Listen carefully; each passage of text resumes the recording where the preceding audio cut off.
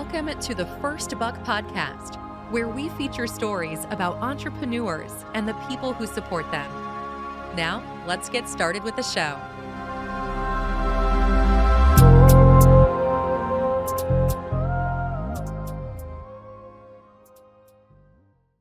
Hello, and welcome to the First Buck Podcast, brought to you by sky'sthelimit.org. We feature stories about entrepreneurs and the people who support them. Today, we're joined by Dr. Mahsa Vazin, founder of PawCo, a plant-based dog food company with a mission of making the world a greener place, one meal at a time. Dr. Vazin earned her PhD in nanoscience as one of the very earliest scientists at Impossible Foods before founding PawCo. She's a lifelong entrepreneur and a lifelong learner, and we're really lucky to have her on the podcast today. So, Dr. Vazin, tell us, how did you earn your first buck? First of all, thank you for having me here today. And I would say, basically, I was 8, 9 years old, and my dad was an architect. So as a kid, I always wanted to be like financially independent, buy those things that normally I was not allowed to buy for myself. So I was like painting my dad's maps and graphs. So he was giving me some money. It was more like gift, but still, as a kid, I started like making that money, and I was like buying candies or those like things that I wanted to have. Later on, during my years at grad schools, while I was like studying master and PhD, also I had the chance to be TA, teaching assistant, and also make money and kind of like be still financially independent. And I would say I started like making real money at my first job at Impossible Foods. So tell us a little bit about this. So you're a young entrepreneur making money with your dad, and then you become a teacher's assistant in university, helping other people get through their coursework. And then you get recruited into a very famous Silicon Valley company called Impossible Foods. How did that happen? What does Impossible Foods do? Give us an update on this, because it sort of defined a whole category of something that didn't even exist 10 years ago. Exactly. That's also a very interesting story. I did my PhD in a very different field, nanoscience. I was very excited to start like working. I did like some job search, and I found Impossible Foods, and the logo was like a burger. And I was like, the job description was like matching my PhD background. I was like, how come that can be related? So I like applied for the job, got my first interview of my life, and then 2 weeks after that, I started working at Impossible Food. I got the job and Wow. working at Impossible Foods. That was my first job, and I started working as a scientist, and I had amazing years of working at Impossible Foods, and that gives me the inspiration to actually start PawCo Foods. That's how I got inspired, and I got the experiences that allow me to think about, okay, now I'm qualified to start my own company, PawCo Foods. So Masa, tell us about PawCo Foods, and the kind of pun and the play on the name there. So the name PawCo came from my dog's name. It's a very funny story. I used to be scared of dogs. So surprising to know. I would not have expected that.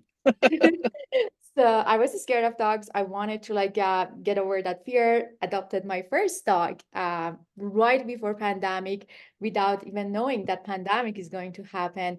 His name is PawCo, so I named him PawCo, and he's more like a kid to me. And we got really connected through pandemic, and I did research as a scientist too, because I didn't have any experiences. I did research about like everything for his food and everything else.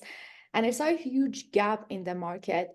We couldn't find a healthy, delicious, and sustainable, eco-friendly pet food. And that's how I got into like starting this company, founding PawCo Foods. And the name was definitely, I should have picked something related to the love of my life, my kid, PawCo. So I named it PawCo, but with W, PAWCO. Okay, so like a paw or paw Yes. print. Love it. So I think this is really interesting. The pet market is way bigger than people probably realize. So give us some figures. I think this is something entrepreneurs sometimes need a little bit of guidance on, is to think about what is usually called your total addressable market. And so when you hear, somebody say they want to start, a new clothing line, they think about the total number of people that buy all of the world's clothes, or a new shoe line and all the sneaker shoes. Tell us a little bit about the pet market and its size, and what surprised you about this gap. So it's a great question. I know, like the pet market is a huge market, especially in US, especially after pandemic. Actually, like dogs and pets were kind of like considered as pandemic purchase, and lots of people adopted a dog or a cat during the pandemic. And the pet market, it's growing so fast. It's expected to actually get to $57 billion in a few years. And also the same thing for the plant-based pet market. It's already 56 billion globally, and it's increasing 10% yearly. So it's a huge, huge market, and it's also growing super, super fast. Yeah, I think you're onto something really interesting here, because over the last 5 or 6 years, we've sort of raised our consciousness globally on the impact that animal farming and fish farming is having on the environment. And so I want to hear a little bit about this, because I think most people probably have some misconceptions, like canines or dogs can only eat canned meat food. That's not the case. The science doesn't back that. So it's sort of just, changing people's attitude about it. And what have you learned about the science and nutrition around making a wholesome meal out of non-meat products for pets? Mhm. So like still there are lots of people that think the dog they are carnivore, which is not true. Uh, I think the amount of grass my dog eats would definitely dispel that myth. Exactly. And they are actually like consider there are lots of recent studies that shows dogs they are actually like human. They are omnivores, and they can thrive on plant-based diet. There are lots of interesting actually data out there that shows that dogs on vegan or vegetarian diet actually they'll live a year and a half longer than those on traditional type of diet. So like a year and a half in a dog's life is like almost 10 years of human life. So that's really showing that plant-based diet can be even healthier for them. And it's also so surprising to know that, we already have about 70 million dogs in US. 10% of them, which is a huge number, are already on vegan or vegetarian diet for different reason. And the main reason is allergy. The top three allergen for dogs are actually animal-based product. Chicken, beef, and dairy are the top three allergen for dogs. There are other reasons for pet owners to choose vegan diet for their dog. It's also like, they are vegan or vegetarian themselves, and they want to like support animal welfare, or they are considered like they really want to like find a sustainable and eco-friendly type of product for their dog. So there are like those three main categories that we see they are really like looking for this type of food. Interesting. I don't think I knew that about the allergens being probably the predominant ingredients that most pet owners are actually feeding their animals. But it makes sense, and dogs have all kinds of the similar problems that humans do to intolerances on a chemical level of all kinds of things. And so finding healthy replacements makes a lot of sense. And I definitely understand the gap that you're filling right now. So I want to talk a little bit about what you've learned in this journey. So from the time you're helping your dad to being in uni and helping educate people, which I'm sure is a really important part of your job now, educating the market about how having even a potentially plant-based diet for a pet could extend their life. I bet that one bit of evidence, maybe the most powerful one you have, because the bond that people have with their pets is so strong. They would do anything to extend that time with them. So I think that's an amazing point. Talk to us a little bit about how you went about founding this business. Who's involved and how did you get started? Because I think a lot of people sometimes see ideas or gaps in the market, but they don't know how to take that next first step. And I'd love to hear from you, like how you went about doing that. Starting a pet food business requires some money. So talk to us about what you experienced and what you could teach someone else about from that process. Yeah, definitely. So, like, to be honest, being a founder is definitely challenging. It's definitely not easy. I'm sure you know that so well yourself. But you know, but we should think about it as like a kind of like a step by step, or like a process, not like a switch that you want to like turn it on. You take baby step toward your goal, and you can get help from lots of people, like this amazing organization that you, for example, created for founders, female founders, can be something that those who are interested about like starting their a startup and company, they can join, they can learn from other founders from that community, or other like friends and family, or the community. And it was the case for us. We basically bootstrapped the company, had friends and family supported us to take the company from the ground and take it to the next level, next step, and start like raising money, and basically start like launching product. So it's more of like, the process, and there are lots of community, like for example, in our case, we partner with those nonprofit organizations like PETA, plant-based like food association, or another nonprofit organization that we partner with them. So they also support and promote PawCo foods. You can always like get help. You're not alone. It's not like a one-man type of job, and it's a more like a team job, that you find those people who believe in the same vision and mission. So you can basically get help and some knowledge from other peoples as well.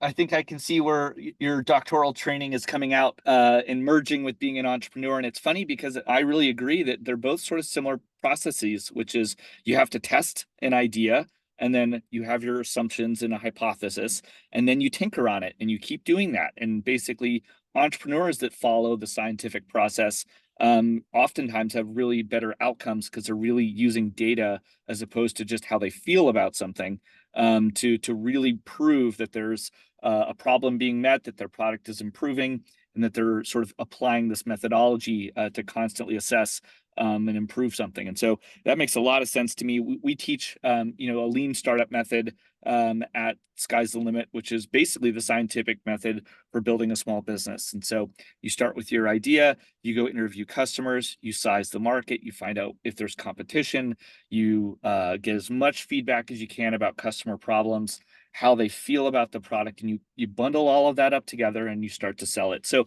I love this point you made about finding communities that are allies, like these nonprofit organizations. In your case, this is a real, I would say, cheat code for entrepreneurs that are beginning to come to market and go sell, is to have other people do that for you. Exactly. And one thing about us, which also, it's very interesting to know, is that about like this plant-based pet product, you don't see other companies out there as a competitors. We are always like even promoting each other, because that's another validation about like what we are doing is right, and we all believe in the same like mission, supporting animal welfare, supporting environment, and also supporting like animal health. We have the same vision and mission, and we even like support each other in this community. Oh, that's cool. Yeah, that's sort of where everyone's sort of allied in solving the big problem, which is just taking better care of our pets and our planet. I definitely see that that passion, that you're describing. So let's get real. What is one of the hardest things you've had to deal with? Like if you're like so far, you're like, ugh, that was just really tough, and I didn't expect that as a founder. Um, I would say everything is kind of like challenging um, as a founder, especially as a female founder in this like men dominant kind of like founder community. Like basically you really need to like prove yourself. You really need to kind of like show that you are capable of really like leading the company. Your product is the product that there is a demand for, and like in our case, that was the reason that we wanted to bootstrap the company and start like showing a revenue, start like launching the product, and then start like basically raising capital and go to the fundraising part.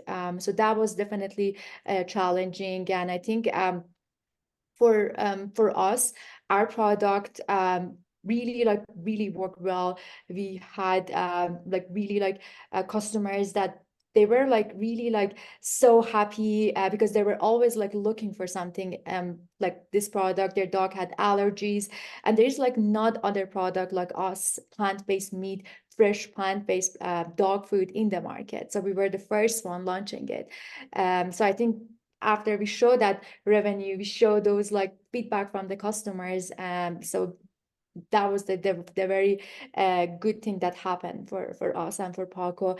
And the other highlight for us was when we actually won the Ag and Food, the rally in pitch competition in Indiana out of like 500 startups. We were first the five Wow. finalists, and then PawCo won the Ag and Food competition. And we won the rally, and that was like run by Elevate Venture, and that's how we got actually the lead for our this round of fundraising seed round.